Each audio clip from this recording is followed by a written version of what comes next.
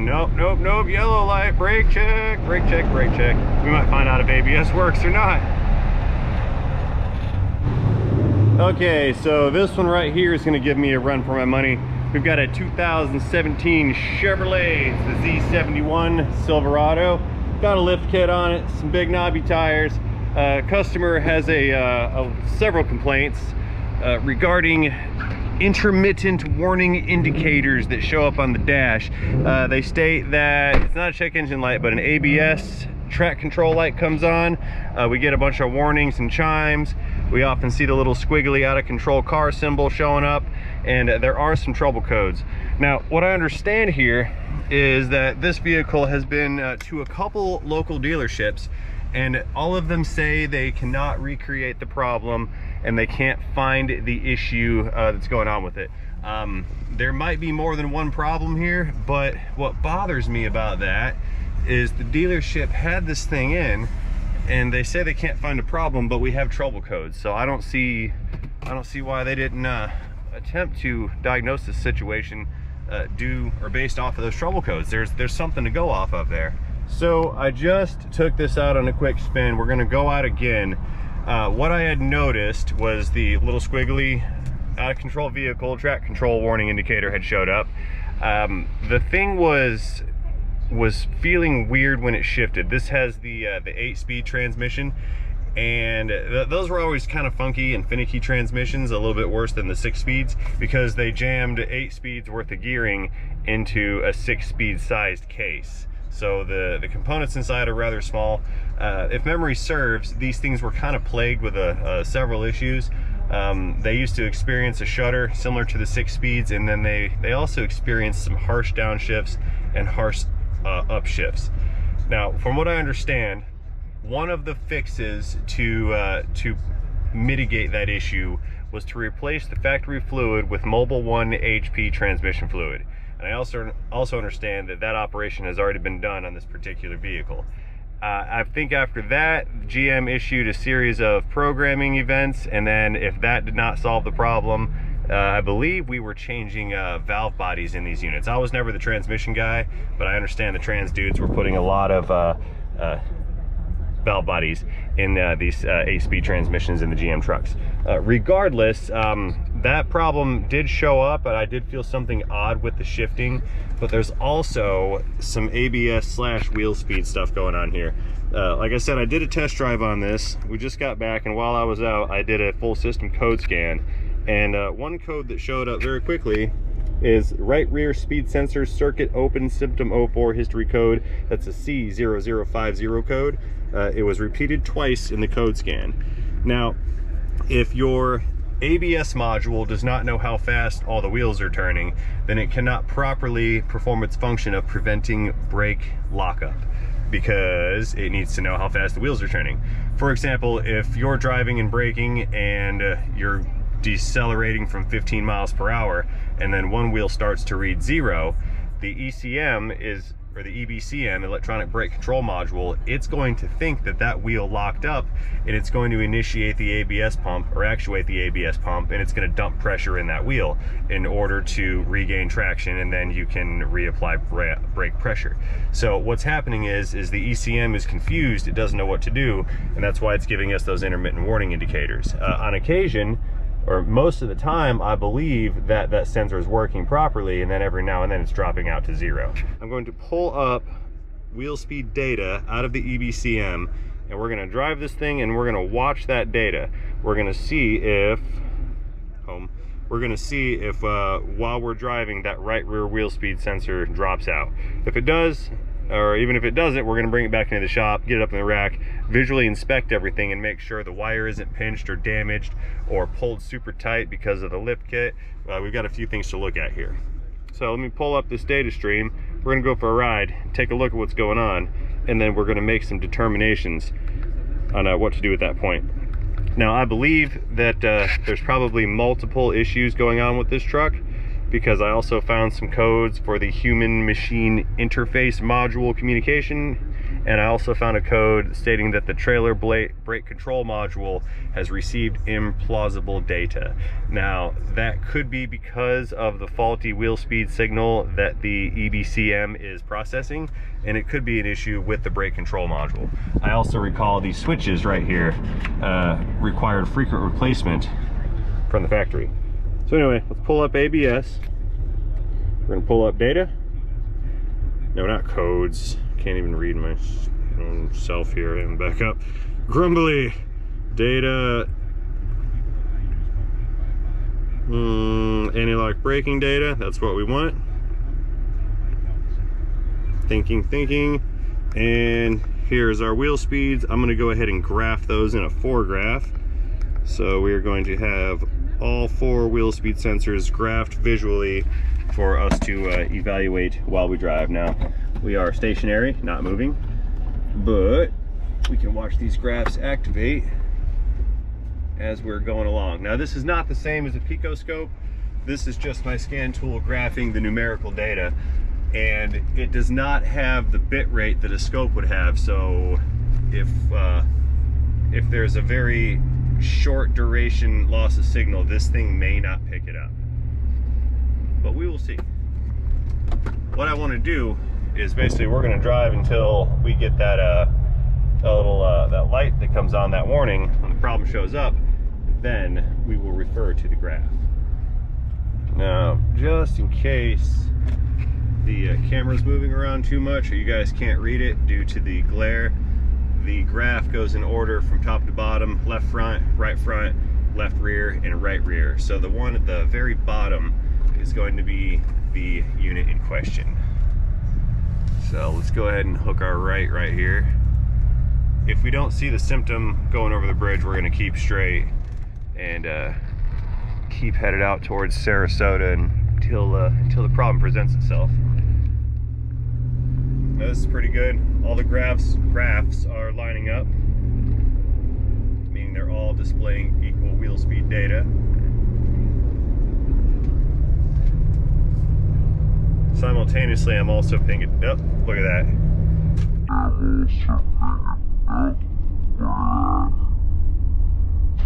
It just completely seemed like it fell out of gear. It almost neutraled out just then. It went to go into a shift and then Now, I do not believe, actually, no, looky here. Looky right there. I was about to say I don't believe that wheel speed data is going to cause that problem, but we got a smoking gun right there. Look at that. 1, 2, 3 spikes in the downward direction on that number 4 sensor. So that sensor has ceased to communicate properly. And it did it right when the transmission screwed up too. I'm wondering if we're correlated here. So let's go back to the shop. We've got a good direction to go on. I saw it happen. You guys saw it happen real time. Let's visually take a peek down below and see what we can see on our right rear wheel speed. Now, not to bash the couple dealerships that had this, but that wasn't that hard. I mean, it gave us something to do. At least we have a direction to go in. That really wasn't a could not duplicate problem. I mean, I drove this thing twice in the past 20 minutes and it did it every time. So whoever worked on this, do your training. go back and do your training classes. I hope the guy that worked on this is like, man, you sound like my manager. Why? Don't tell me to go to training. Go to training. Accelerating again. Let's see if it'll do it at low speed. I think we were doing about 50 or 55 last time it happened. Oh, just saw another dropout right there. See it? There we go. Yeah, there's something going on. Maybe it's just a crappy sensor. Now, before anybody asks in the comment section, no, the larger tires are not going to do this, because even though that does change the overall wheel speed measurements, because of the larger tires, that does change the gearing ratio of things, they're all the same size, so the vehicle doesn't know that it's actually going 64 miles per hour instead of 58. It does not know the difference. It just knows how many times it counts those revolutions on each wheel. So let's see, let's cut our left right here, get inside the building.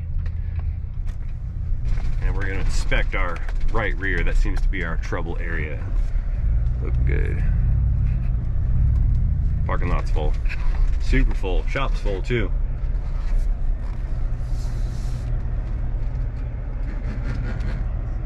Haptic seat vibrations. Okay, well, since I'm not getting on a rack, because that one's waiting on parts, that one I'm rebuilding the rear end in, and then that one over there, it's under the cover. I just got that in the other day, but that one's last because I've got to do a DOD delete kit on that Monte Carlo. Super swamped, you guys, super duper swamped. Yeah, powering down. Okay, right rear wheel speed sensor. Let's get down and dirty with it, see what's going on down here. Okay. Let's see what we got. There's our sensor right there. Bolts straight into the axle. We've got a disc brake. It's like a drum in disc configuration. The drum is the parking brake, and then the disc is the service brake. That's our wheel speed sensor. Wire looks good. It hasn't been pulled out or anything. Let's check the connector up here. Oh, found it. Yep, there it is. I found it. That was easy. Look at that. Problem solved. All I had to do was touch it. Look at that. Look at that right there. I touched it and it broke. The thing was hanging on by like a nano strand. Okay. Well, that solves that. I need to figure out how to make a connection on that wire. It's broken off pretty close to the connector. Yeah, I'm gonna try to find a new connector for it, and then we'll get that thing replaced and see what happens. All right, boys, we're back down below here. I called up O'Reilly's, and sure enough, they have they've got a connector for this thing. I did not think that was gonna be readily available, so I need to dig these wheels out, or wheels. I'm looking at a wheel. That's why my brain did that association thing. Let's dig these wires out here. We'll get them cut off and stripped off and all that good stuff, and then we can solder in a new one, reconnect it, and then re-drive it, see what happens. You're gonna have to excuse the horrible angle of our dangle here. We are looking upwards from under the vehicle, and I'm working on the ground on this one. Let's get rid of that friction tape. See, I can learn. You guys told me that my cloth tape was called friction tape, and you said it enough times where I remember. See, I read my comments too. People say I don't read the comments, and that's just not true. I read them a lot. I love the comments. It's like one of the best parts of my day is when I've got an extra 5 minutes to sit down and take a breather and see what you guys are talking about in there. Come off, friction tape. Maybe I'm going about this all wrong. Nah, probably not.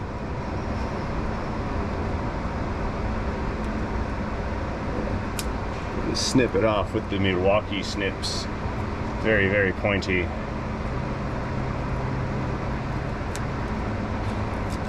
There we go. Ray peeling back tape. This is another one of those painted grass drying situations, isn't it?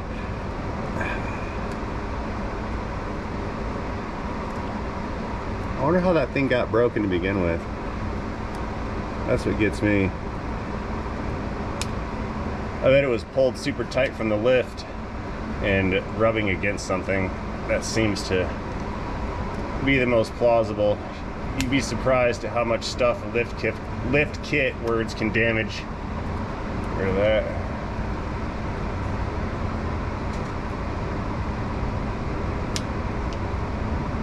Mirror tape. There's a lot of friction in that friction tape.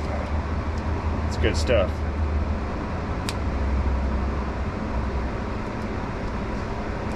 I think that will be sufficient for my intended goals here. So cut this thing off. Okay, strip it with the strippers.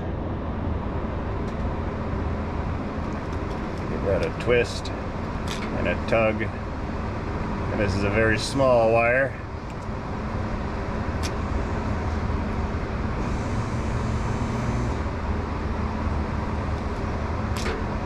Seriously? It's too small for the small hole on my strippers. There.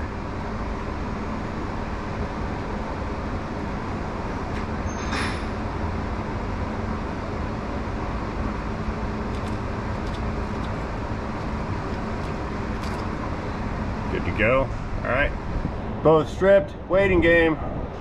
Waiting on O'Reilly's. Come on, guys. And just get the heat gun all set up and plugged in. Is this thing on? No, it's not on. Look, the light's not. Oh yeah, it is. Yeah, the light's lit. There it is. See the little light?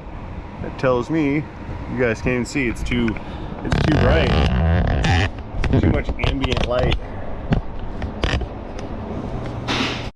Okay, I return momentarily later with a replacement connector with some wires hanging out of it. So first thing I need to do is make sure that this connector is going to meet with the connector that goes to the axle. So we're going to give her a plug, and it does in fact plug in. That's good. It now qualifies to be acceptable to be replaced. Let's get her plugged in and see what happens. Now what I don't want to do here is get these wired up the wrong way. So we're going to do the purple wire first, which according to the connector corresponds to the red wire. Therefore we connect the red wire to the purple wire, and then we should be good, right?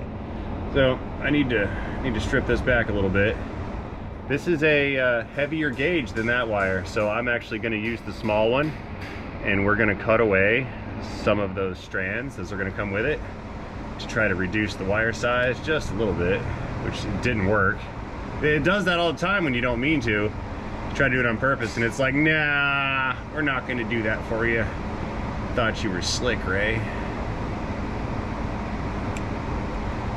Cut that one back. Okay, so red to purple, right? Red to purple.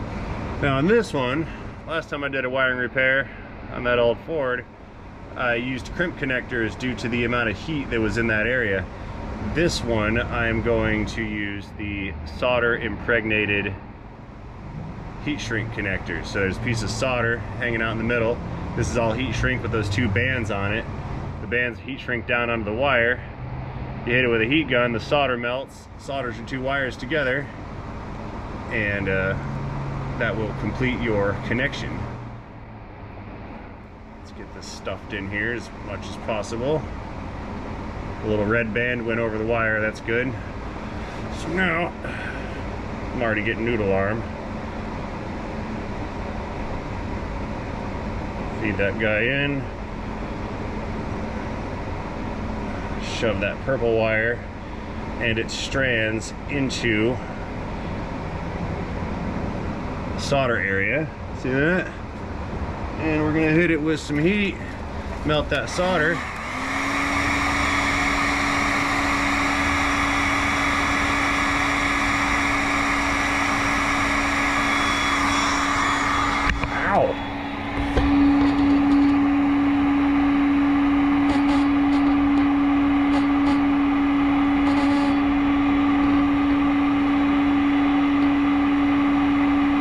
Spin it around. Okay, I see the solder flowing. It has indeed, in fact, melted.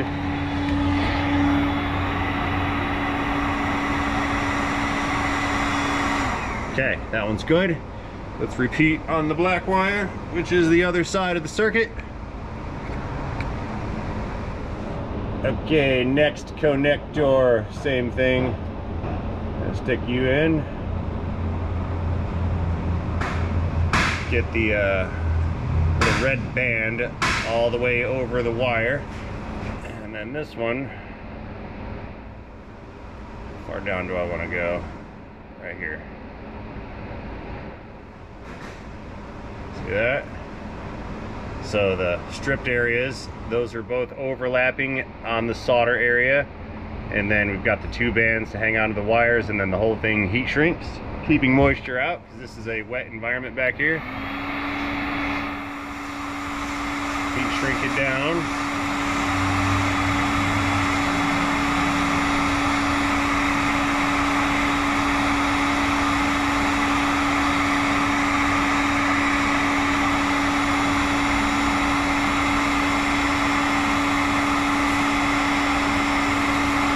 Looking good, I think. Yep.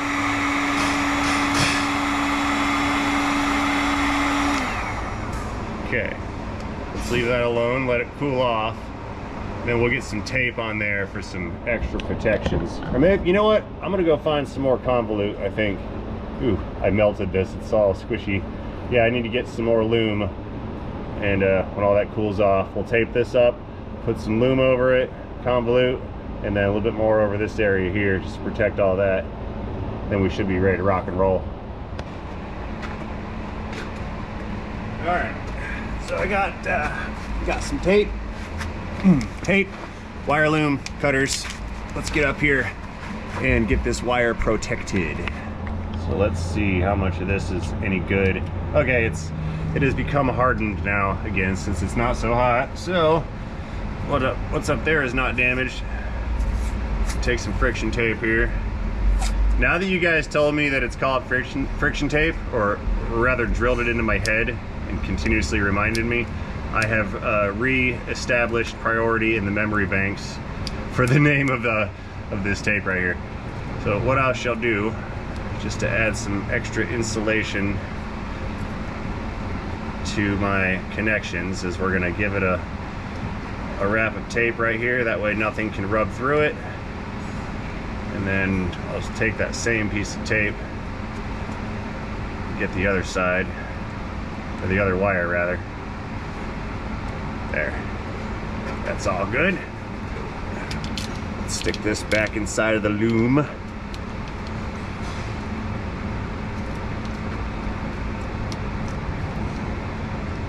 Get in there. Get all the way in there, please. There it goes.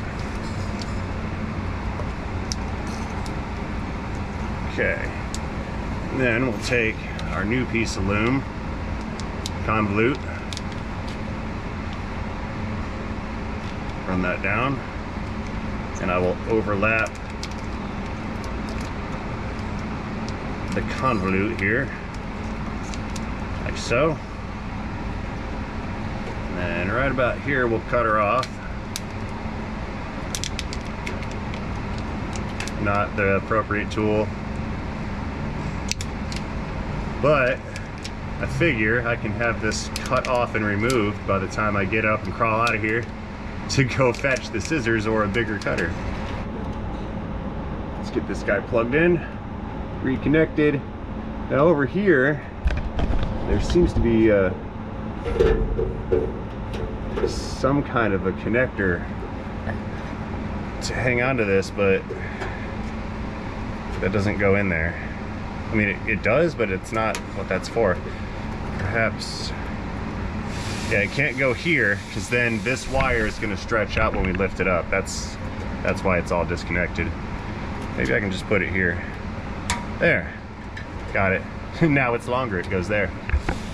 Oh, you guys didn't see, yeah, I stuck it in like right there. That should be plenty of space for when we lift it. That won't go anywhere. I think we're good to go. Maybe some zip ties. I need to put some zip ties on this. I can't just let that flop around all willy-nilly like. It's not gonna work. Crawling back in one more time. Okay, so we have a zip tie here that doesn't let the wire go that way, right? So I'll just take another zip tie, put that one on the other side, and now the wire can't go in either direction. See that? Cut that off. Okay, take this thing, kind of stuff it inside of that heat shield some so it also does not flop around. I don't know if I like that. I don't like that. Here, we'll put it up here, all the way up. There. There we go. Now we're clean. That's good. All right, let's get out of here. Fire this thing back up, and I'm gonna go ahead and do the code clear on it. Normally I wouldn't, because I am aware that there's potentially some other issues happening with this, but we're gonna give it a clean slate, because I also suspect, since it appeared that the ABS problem happened in conjunction with the transmission shifting problem, that wheel speed sensor might have been the reason for the erratic shifting. So I do just want to go ahead and clear it all out. All right, get this closed up, restarting the engine, waking up the scan tool, waking up the AC. It's hot in here. Okay, we don't need our graph just yet, so let's back out of there. Clearing, clearing, clearing. Clear, everybody. Ding a ding ding. Code's cleared successfully. Restarting. Back to the menu. Waking everybody up. Self-test, gauge sweep complete. I see no warning indicators. Let's get back into the vehicle. We'll do one more master code scan while we drive. And then again, while we're out there, we're going to see if this issue reoccurs. Codes menu. Okay, ABS module. That's where we have the wheel speed codes. Let's see if they're in there. Displaying. Nope, nobody there. Good. Now those were history, and they were intermittent, so that having that mostly broken wire until I touched it, that explains everything. Let's go get back into data. Pulling up ABS/wheel speed data, and our foregraph is still active, so scrolling down to wheel speed. Again, left front, right front, rear and rear. The rear is the one we're going to be looking at. Let's go ahead and back her out and see what she does.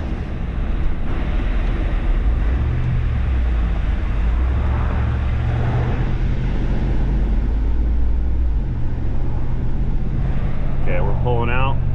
Let's get her up to speed on the bridge. Looking good to my eyeballs so far. What do you guys think? No dropouts yet. Excellent. And traffic's good. Let's ride. Now I know you guys can't feel the shift, but I'm trying to feel for the shift. If it occurs, I will definitely let you know via audible communication with my words. So here's our speed. We're still climbing 52 miles per hour, 54, something like that.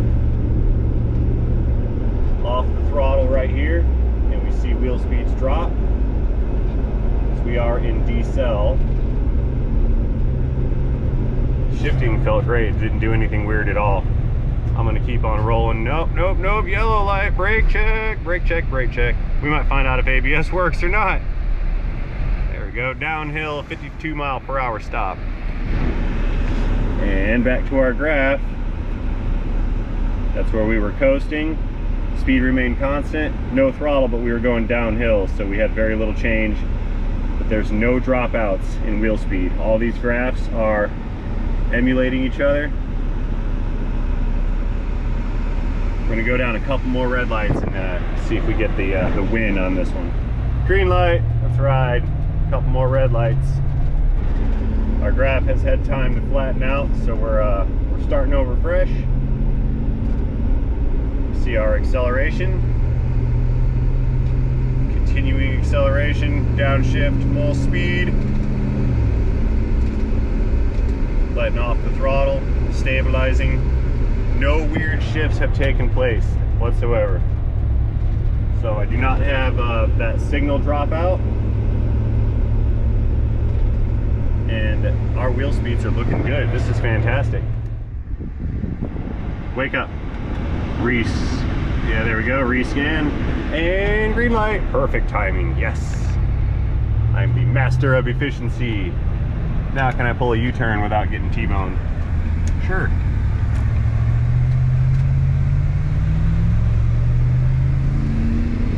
Okay, we're scanning, looking good. Shifting